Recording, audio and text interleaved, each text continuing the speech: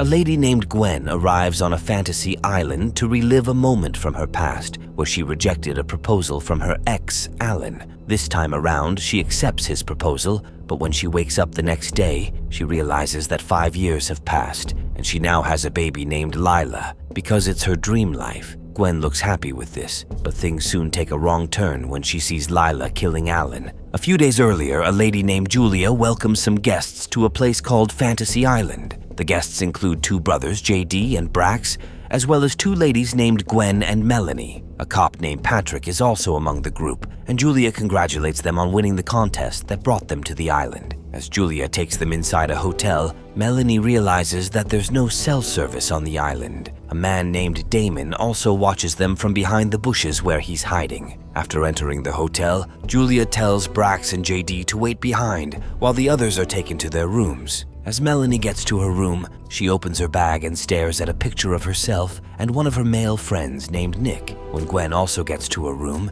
she asks Julia how Rourke can grant fantasies. While Julia says she doesn't know because she's a new staff member, she says one thing she knows is that their lives are about to change. Shortly after, Julia leaves the room and starts bleeding through her nose. As Gwen then settles down, she suddenly sees a man with a burnt body in the mirror. However, she doesn't find anyone in the room, so she believes she didn't see clearly. Much later, while the guests meet in the lobby, Rourke comes in and welcomes them again to the island. He then mentions that the island has 2 rules. The first one is that they all get to play out one fantasy. He also adds that they must continue with their fantasy until it reaches its natural end. The guests don't have a problem with this, but JD and Brax then ask why they haven't gotten their rooms. Rourke says it's because they'll begin their fantasy immediately, while the others must wait until the next day. Since they filled out for the contest that their fantasy is to have it all, Rourke takes JD and Brax to a house where they get to be billionaires. The boys are excited by this, and they immediately join the party at the house. The next morning, Rourke summons Gwen to begin her fantasy. Unlike the brothers, Gwen's fantasy is to have a do-over to fix a moment in her life she regrets. Rourke then asks about her love life, and as she says she regrets rejecting her ex's marriage proposal, the island's owner says he has the perfect fantasy for her. Following this, Rourke tells her to go through a door, and as she does this, she looks shocked to see that it leads to the same restaurant where her ex, Alan, proposed to her. She also sees Alan and wonders if Rourke had to fly him in. However, after speaking to Alan for a while, she realizes that she's getting a complete do-over because the night of his proposal is happening again. Following this, she enjoys dinner with Alan, who eventually proposes again. This time around, she says yes, and even though she's happy about it, she doesn't feel like it's real. Elsewhere, Melanie and Patrick wait for Rourke to take them to their fantasies. While they wait, Melanie asks about Patrick's fantasy, and he says he wants to live his dream of being in the army, even though he's only a cop. Melanie then asks about the dog tags around his neck, and he says they're for luck. Melanie also talks about her fantasy and says it's to bully someone named Sloan. She says that Sloan used to bully her in high school, and because it has always haunted her, she wants to get revenge. Following this, Rourke arrives and takes Melanie for her fantasy. Shortly after, she gets there, and it turns out to be a control room with several buttons around. She immediately turns on her camera and starts recording to document her fantasy. As she taps one of the buttons, it turns on the light on the other side of the room, where Sloan is cuffed to a chair. Melanie gets excited because she thinks she's looking at a hologram, so she taps another button, which causes Sloan to experience severe electrical shocks. One of the buttons also shows Sloan cheating on her husband, after which the video is uploaded on social media. As Melanie taps another button, it shows a recording of Sloan's husband watching the video and looking devastated. Another button in the room also puts a call through to him from Sloan's phone. He complains and sounds unhappy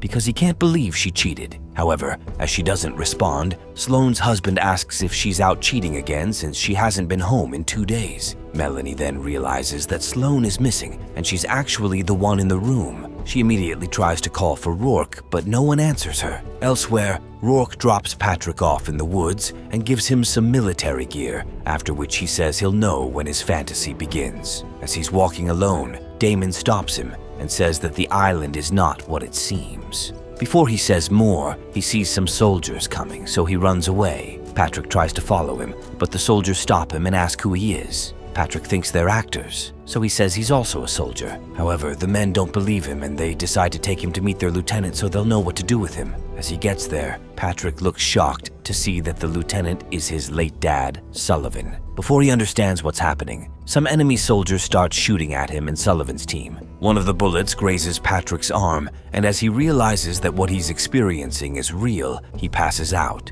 Elsewhere, JD and Brax enjoy their time at the luxurious house. They eventually find a panic room and an armory next to their garage. This gets them excited, and things continue to go on smoothly until some armed men invade the house. JD and Brax quickly run away to call Rourke to ask about the armed men. However, Rourke says the armed men might be the gang members of a man called Kalashov. He also adds that having it all always comes with enemies. Brax says he's no longer interested in the fantasy, but Rourke says he and JD must see it out until its natural conclusion. He then hangs up the call, and after a while, the armed men enter the room, so the brothers immediately surrender. Meanwhile, a strange man named Dr. Torture enters Sloane's room to torture her. Melanie sees this and immediately sets the man up by electrocuting him until he passes out. She then breaks the glass wall and saves Sloane, who recognizes her. Sloane asks what she's doing there, and Melanie says she was also kidnapped. As they walk away from the control room, Dr. Torture returns and almost kills Sloane, but Damon shows up and kills him, after which he tells the girls that they need to come with him. Elsewhere, Gwen wakes up from bed and discovers that 5 years have already passed, and she now has a daughter named Lila. She asks Rourke how it's all possible in just a day, and he says it's the island. He says he found it many years ago and even used it to bring his late wife back to life. He then tells Gwen to enjoy her fantasy, but after a while, she tells Rourke to change it for her. However, he says she's only entitled to one fantasy. Shortly after, Sullivan calls Patrick to explain why he has his dog tags and a picture of him and his son. Patrick says it's because Sullivan is his dad, even though the lieutenant doesn't believe this at first. Patrick proves it by telling him a story from his childhood. He also mentions that Sullivan died many years ago while on a mission in Venezuela, where he sacrificed himself by landing on a grenade to save his team. Sullivan then looks unhappy with this because they're currently in Venezuela on a mission to rescue 2 US hostages. He then packs his things and tells Patrick to come with him so they can leave. However, Patrick stops him and says he can't let him be a coward because he knows his dad to be a hero. Patrick also convinces Sullivan that things will be different this time around because he's going to join the team and help stop any grenade attack. Meanwhile, Damon takes Melanie and Sloane to a cave, which holds the island's powers. As they go in, they find a glowing rock, and Damon tells the girls that the rock grants the island's fantasies. He also mentions that he was hired as a private investigator to find what makes the island special. He then says that by taking the water from the spring near the rock, he can expose Rourke and destroy the island after calling on his getaway plane. After taking the water in a bottle, he tells Melanie that she'll be the perfect person to help call for his plane because Rourke still believes she's a guest. Sloane hears this and can't believe Melanie lied to her. As she also realizes that Melanie is responsible for bringing her to the island, Sloane looks disgusted. Melanie explains why she did it, but Sloane doesn't think it's enough reason for almost getting her killed. Before things escalate, Damon says they need to leave. On the way, Dr. Torture appears out of nowhere and attacks Damon. After fighting for a while, Damon sacrifices himself to kill the monster so the girls can complete his mission. With this, Melanie picks up the water bottle and Damon's map so they can leave. Shortly after, she says sorry to Sloane for what she did. Melanie also shows her video recording to show that she saved Sloane when she realized what was happening. Sloane asks how she knew, and Melanie says she realized what was happening after Sloane's husband answered the phone. Suddenly, Melanie gets an idea to call Sloane's husband to help them get the plane. Elsewhere, Kalashov's men threaten to hurt JD and Brax if they don't bring out the money and drugs they stole from Kalashov before killing him. The brothers don't understand what's going on, but before they're harmed, JD lies that the money and drugs are in the room near the garage. The armed men then take Brax to check out the room. However, Brax escapes and enters the armory, after which he picks up a gun and shoots off one of the men. He then brings out a grenade and threatens to drop it if the men try anything funny. Following this, he tells them to take him to his brother while wearing a mask.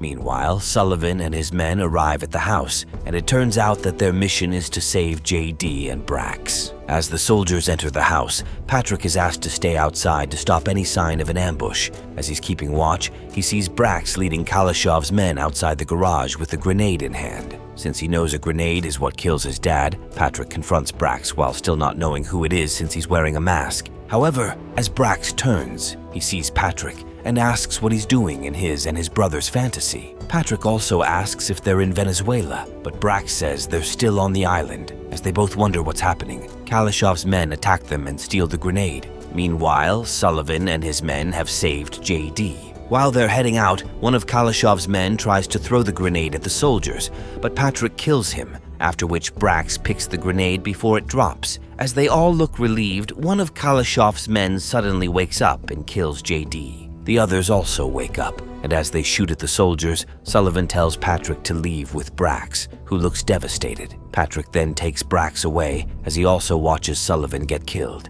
Elsewhere, Gwen goes to meet Julia to complain about wanting a new fantasy. Julia asks why, and she tells the story of how she was responsible for the death of a guy named Nick, who lived in her apartment building. She mentions that she forgot to turn off her gas cooker before leaving the house, and it caused a serious fire that killed him. Julia then tells her to meet Rourke to inform him that he gave her the wrong do-over. Shortly after, Gwen does this, and even though he hesitates at first, Rourke lets her have her new fantasy. As Gwen enters her apartment building, she sees JD and Brax leaving. Even though she's shocked by this, she just rushes to check on Nick. However, she sees that she can't break into his room. She then goes out to call the cops, but it turns out that Patrick is the cop on duty. She begs him to help her save Nick, but he says it's too dangerous. Gwen then goes back in alone, but as she tries to find a way to save Nick, the smoke chokes her and she passes out. Meanwhile, Melanie helps Sloane call her husband, and even though he doesn't want to speak to her, she begs him to help. He finally agrees, and she tells him to help them call Damon's plane. Shortly after, they hear footsteps nearby, but it eventually turns out to be Brax and Patrick. Melanie asks how they found her, and they say they're looking for Rourke. Elsewhere, Julia saves Gwen from the fire and asks if she got her fantasy redo. However, Gwen says it seems they're all in someone else's fantasy. After a while, Melanie and the others find Rourke, so they ask him to stop the fantasies, but he says he can't do that. Gwen then shows up and accuses Rourke of bringing them to someone's fantasy. She also says the person must be related to Nick because she saw JD, Brax, and Patrick on the day of the fire. Brax confirms that he knows Nick, though he says that he and JD left the building without trying to help him. Patrick also confirms that he didn't enter the building to help Nick. As Gwen says she didn't see Melanie, she tells everyone that Nick was her classmate. She also mentions that he asked her out and was supposed to be on a date with her, but she declined his offer. Rourke then confirms that they're in someone's fantasy and that the end result would be their deaths. Gwen asks him to call it off, but he says he can't. As they hear Damon's plane arriving, the guests break free and run outside. However, before the plane lands, Kalashov's men shoot it down. As they're also about to be killed, they quickly run away. While they're then close to the cave, they all start to wonder whose fantasy they might be living. Melanie suggests that it could be Nick's mom, who is always controlling, but they all have no clue where she could be. As they look confused regarding what to do next, Melanie suggests going to the cave and destroying the fantasy rock since Patrick has a grenade with him. They then enter the cave, but after a while, they lose each other before they get to the fantasy rock. On the way, Melanie hears a strange sound, so she drops Damon's water bottle and follows the sound. As she's walking around, Sloane sees the water bottle and picks it up. However, before she can go any further, her evil self appears to her and accuses her of being a bad person. As Sloane is about to challenge her, Dr. Torture appears and grabs her. Meanwhile, Gwen sees Lila killing Alan. She asks why Lila is doing it, and she says it's because Gwen doesn't deserve a happy family. Just then, Nick shows up with his burnt body. Gwen says sorry for the fire, but he says it won't bring him back. She then suggests giving up her life so that the others can go. Elsewhere, Brax sees JD and looks shocked. However, before they say much, one of Kalashov's men shows up and kills JD again. Meanwhile, Patrick suddenly gets dragged down into the swamp inside the cave, but he's able to fight his way to escape and leave. As he's about to head for the fantasy rock, Melanie shows up and stabs him. Gwen hears his voice, so she leaves Nick to find him. However, she finds Brax first, but before they go anywhere, Melanie shows up and says they're in her fantasy. She mentions that they all had a hand in Nick's death just when she fell in love with him. As the others look shocked, Melanie then confirms that she planned everything even before they learned about the island. She also says she made Sloane believe in her because she wanted the old bully to depend on her. However, Sloane says she was only using Melanie to get off the island. As they keep talking, Brax and Gwen manage to take away the knife and grenade with Melanie. They then run away to find the fantasy rock. As they look at it, Rourke shows up and tells them not to blow it up. Julia's image suddenly appears on the rock, and Gwen realizes that she's his fantasy. Rourke confirms this, and he says she's his wife, though she acts as his assistant on the island. He also says he grants all the fantasies on the island so that he gets to see her over and over again. Gwen doesn't think he's doing the right thing by watching Julia die repeatedly, but Rourke doesn't care. He also takes the grenade off her and throws it down the spring, leaving Gwen and the others disappointed. Melanie then comes in with Kalashov's men to hold Gwen and the others back. As Rourke leaves her to complete his fantasy, he sees Julia outside.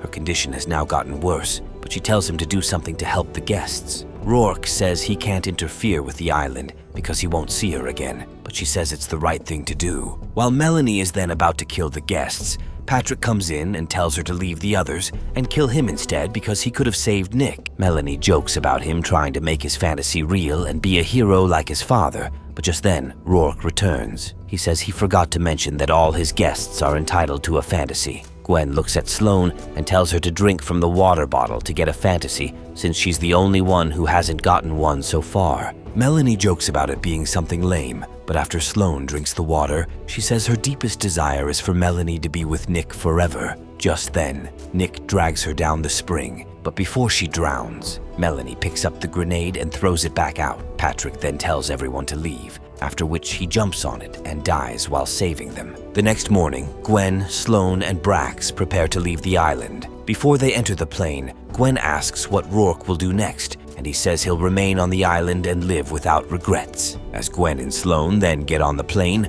Rourke tells Brax that he can still ask for a fantasy, since the one he experienced was technically for JD. Brax says he wants JD to come back to life, but Rourke says he must stay on the island forever to make that possible. He agrees to this, and JD shows up on the plane with Gwen and Sloane, who realize that Brax is not coming with them anymore. Shortly after, they say their goodbyes, after which the plane leaves. As Brax then asks what's next for him on the island, Rourke says he'll have to join his team of workers to keep things going smoothly.